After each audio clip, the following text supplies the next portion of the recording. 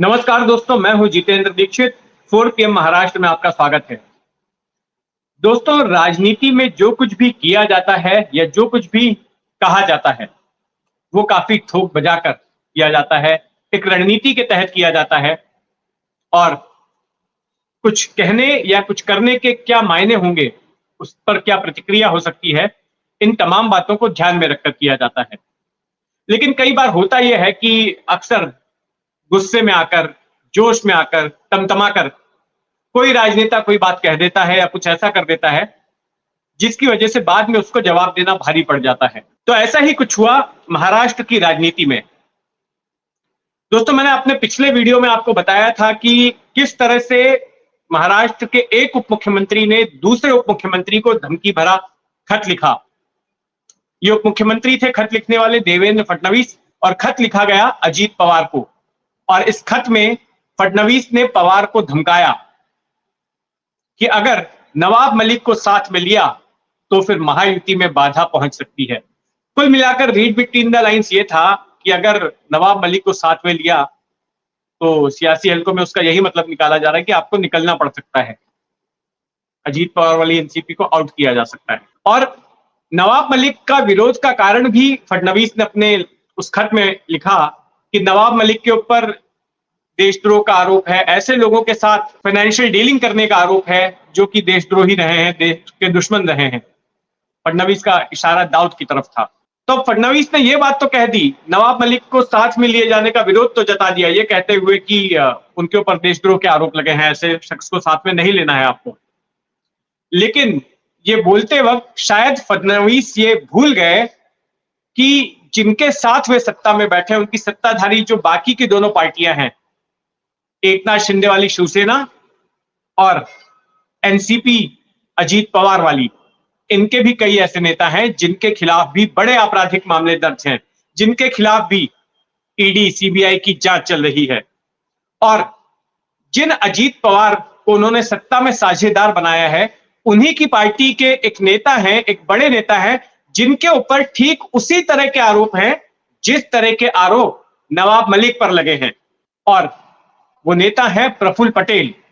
और ये बात मैं नहीं कह रहा, ये बात कर रहे हैं संजय राउत, जिन्होंने कल फडणवीस का दिया हुआ खत पढ़ा और उसके बाद हंसते हुए आज एक प्रेस कॉन्फ्रेंस ली और फडणवीस के खत का मजाक उड़ाया और ये कहा कि फडणवीस ये कहते हैं कि सत्ता जो है देश से बढ़कर नहीं है, तो आप कौन सी नई बात बता रहे हैं। और ये जो आपने खत लिखा है कि देशद्रोही को साथ में नहीं लेना है, ये आपका ढोंग है। मेरा सवाल है आपसे कि आप प्रफुल्ल पटेल के बारे में क्या कहेंगे। प्रफुल्ल पटेल के बारे में भी संजय राउत का कहना है कि वैसे ही आरोप लगे हैं जैसे कि नवाब मलिक पर लगे हैं। प्रफुल्ल पटेल के खिलाफ भी एनफोर्समेंट डायरेक्टरेट ने इंक्वायरी शुरू की।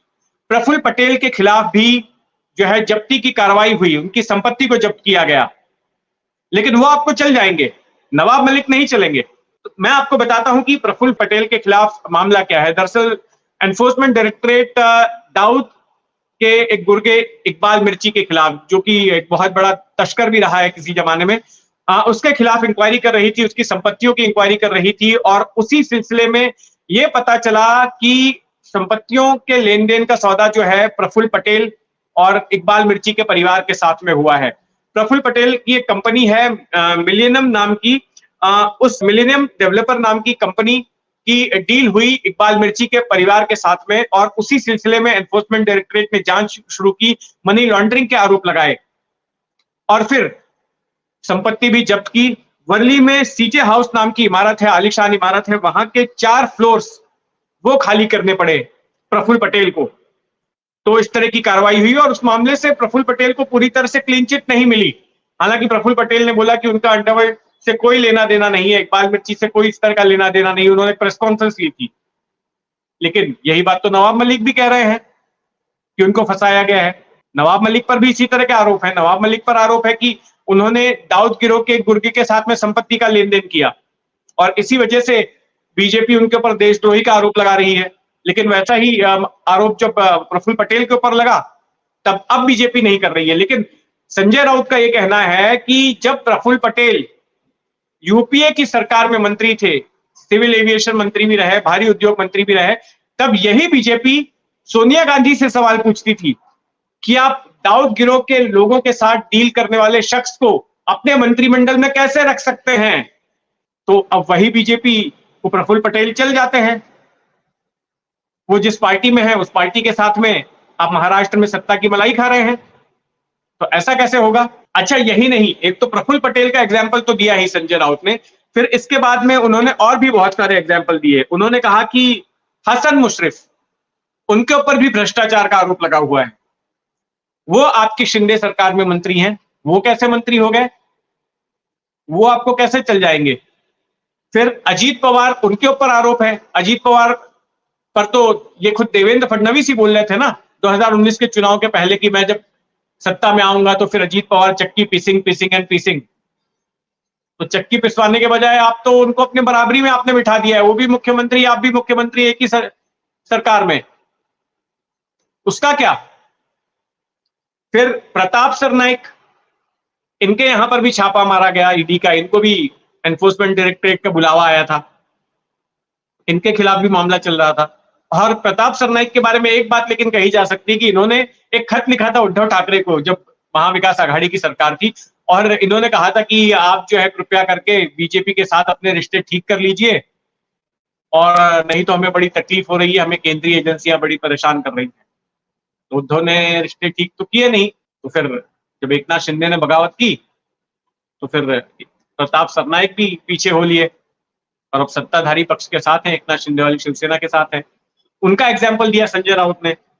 भावना गवली जो कि सांसद हैं शिवसेना शिंदे गुट की, उनके खिलाफ भी ईडी की कार्रवाई चल रही है, तो वो आपको मंजूर है? तो इन तमाम एग्जाम्पल्स के जरिए संजय राउत ने कड़े सवाल पूछे, और अब ऐसे में देखना है कि इस पर फडणवीस का क्या तर्क होता है। हालांकि बीजेपी के लोग यही कहते आए हैं, संजय राउत जो भी बयान देते हैं तो उस पर बीजेपी के लोगों का यह कहना है कि हम संजय राउत को गंभीरता से नहीं लेते, सुबह सुबह उठकर कुछ भी बोल देते हैं। और अब संजय राउत के आरोपों का जवाब देने के लिए उन्होंने भी एक शख्स को रखा है, नारायण राणे, केंद्रीय मंत्री, उनके बेटे नीतीश राणे को लगा दिया है। इधर से संजय राउत कुछ बोलेंगे तो फिर उसके बाद प्रेस कॉन्फ्रेंस लेके नीतीश राणे रोज उसका जवाब देंगे, तो वो शुरू कर दिया है। लेकिन यहां पर देखा जाए तो संजय राउत के सवालों में दम तो है। संजय राउत जो सवाल पूछ रहे हैं वो वाजिब है कि एक तरफ नवाब मलिक के ऊपर जो आरोप है उसको देखते हुए आप नवाब मलिक से परहेज कर रहे हैं, लेकिन दूसरी तरफ प्रफुल्ल पटेल भी हैं, बाकी के लोग भी हैं, बाकी के नेता भी हैं, कुछ मंत्रिमंडल में है, वो आपको चल जाएगा। तो ऐसे में अगर संजय राउत ढोंगी कह रहे हैं तो इस पर चर्चा तो होगी ही, इस पर बात तो होगी ही। तो खैर, जिस तरह की हलचल महाराष्ट्र की सियासत में होगी उस पर हमारी नजर बनी रहेगी। आप भी अपनी नजर बनाए रखें 4 PM महाराष्ट्र पर, और इस पूरे मामले पर आपका अपना क्या सोचना है ये कमेंट बॉक्स में जरूर लिखें। जय हिंद।